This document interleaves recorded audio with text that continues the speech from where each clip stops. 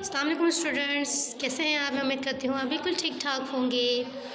Students, यहाँ पे ना हमें हमारा टॉपिक है unit number 6, the founding of the Mughal empire. Founding of the Mughal empire, ठीक है। तो यहाँ पे हमें बताया जा रहा है स्टूडेंट्स के जो है मतलब the founding of the Mughal empire मतलब ये कि मुग़ल सल्तनत की जंग, मुग़ल सल्तनत की जंग। बाबर्स कॉन्क्वेस्ट ऑफ दिल्ली, बाबर की दिल्ली पर फतह। स्टूडेंट्स, हमें इस पैराग्राफ में बताया जा रहा है, हमें पैराग्राफ में बता रहे हैं लोधी जो था वो लोधी सल्तनत दिल्ली सल्तनतों में से जो थी उसकी आखिरी सल्तनत थी, और लोधी की जो सल्तनत थी वो क्या थी, बहुत ही ज़्यादा कमज़ोर सल्तनत साबित हुई। और इसलिए इस कौम का जो ज़वाल था, जो इस कौम का ख़ात्मा इस वजह से हुआ कि वो लोधी की जो सल्तनत थी वो क्या थी, कमज़ोर थी। आखिरी हुक्मरान लोधी की तर्ज़ अमल के ज़रिए जो उनकी पॉलिसियों का तो उनकी जो भी उनके जो था उनकी जो पॉलिसियों के ख़िलाफ़ जो भी हुई वो उनकी बदनामी जो थी वो उनके पूरे मुग़ल एम्पायर में क्या हो गई, फैल गई। दौलत खान जो थे लोधी के साथ उसके अपने चचा आलिम खान भी क्या थे, उसके साथ थे, जिन्होंने लाहौर के गवर्नर को इस बात की दावत दी थी कि काबिल के हुक्मरान को हिंदुस्तान के लिए क्या कर दिया जाए, उनको आज़ादी की क्या दी जाए, उनको दावत दी जाए। किसकी? काबिल के हुक्मरान को दावत दी थी कि वो हिंदुस्तान उनको आज़ाद करने की क्या करें, उनको दावत दी थी, इस चीज़ के लिए उनको दावत दी थी, ठीक है। तो हमारा क्लास पहला टॉपिक है ज़हीरुद्दीन मोहम्मद बाबर, जिनका जो पैदाइश थी वो थी 1583 और उनका इंतकाल जो हुआ वो क्या था, 1530 में उनका इंतकाल हुआ। सर ज़हीरुद्दीन जो थे वो एक मोहम्मद बाबर मुग़ल ख़ानदान का जो था वो एक बानी था। वो अपने वालिद की वफ़ात के बाद 12 साल की उम्र में अरबिस्तान का क्या बन गया था, हुक्मरान बन गया था। क्या बन गया था? अरबिस्तान का क्या बन गया था, हुक्मरान बन गया था, ठीक है। एक या तो फिर एक अच्छा हुक्मरान और एक वो अरबिस्तान का एक अच्छा हुक्मरान भी साबित हुआ। वो जो थे वो 1583 में पैदा हुए और वो अपनी वालिदा की तरफ से क्या थे, चंगेज़ ख़ान की औलाद थे, और अपने वालिद की तरफ से क्या थे, तैमूर ख़ान की औलाद में से थे, ठीक है स्टूडेंट।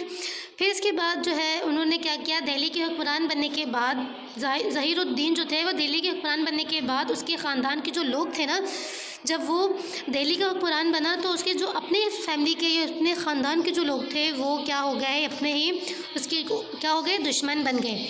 और इसको ख़त्म करने के लिए उन्होंने क्या किया, बहुत सारी साजिशें की, यानी कि इनको मारने के लिए हर तरह की साजिशें की।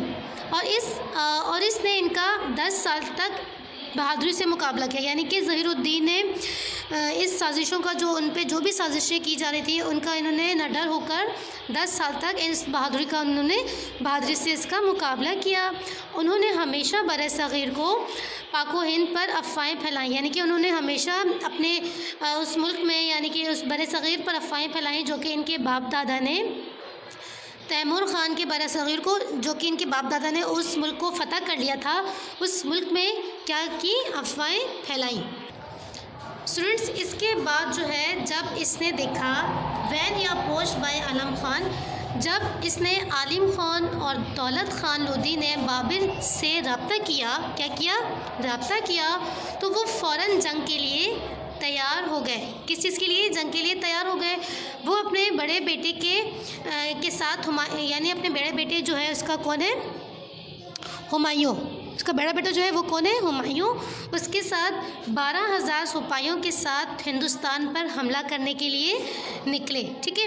इब्राहिम की जो फ़ौज थी उसने इस भारी फ़ौज को की अक्सरियत की फ़ौज देखा, यानी कि इतनी ज़्यादा लोगों की तादाद जो कि थी, यानी कि अक्सरियत थी, उन्हें देखकर क्या हो गए, परेशान हो गए, जिसके साथ उनकी जंग होने लगी थी। तो वो इनकी फ़ौज की अक्सरियत देखकर क्या हो गए, हैरान हो गए, जिनके पास 100,000 फ़ौजी उनके सिपाही थे और 100 हाथी उनके पास थे। और फिर उनकी पानीपत में 1526 में एक जंग लड़ी गई। कब लड़ी गई स्टूडेंट्स? फिर कह रहे हैं कि जो है एक और फिर पानीपत में 1526 में एक जंग लड़ी गई थी। क्या लड़ी गई थी? एक जंग लड़ी गई थी। और ये जो लड़ाई है ना, वो सिर्फ कुछ ही घंटों की थी। कितने घंटों की? कुछ ही घंटों की थी। इनकी आला क़यादत और आला हथियारों के इस्तेमाल से, यानी कि उनके पास जो औजार थे, इनकी वजह से जो लोदी की जो फ़ौज थी उनको क्या हो गई? शिकस्त हो गई। और जो इब्राहिम जो है वो मारा गया। कौन मारा गया? इब्राहिम जो है वो मारा गया।